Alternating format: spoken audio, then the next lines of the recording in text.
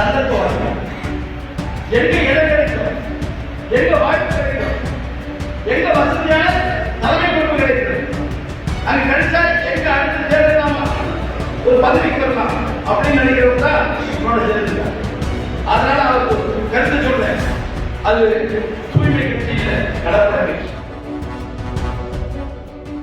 தாவேகா தூய கட்சி இல்லை என்றும் அது ஒரு கலப்பட கட்சி எனவும் அதிமுக துணை பொதுச் செயலாளர் கே.பி. முனுசாமி விமர்சித்துள்ளார். கிருஷ்ணகிரி மாவட்டம் தேன்கனி கோட்டையில் மாற்றுக் கட்சியினர் அதிமுகவில் இணையும் நிகழ்ச்சியில் பேசிய கே.பி. முனுசாமி இவ்வாறு குறிப்பிட்டார்.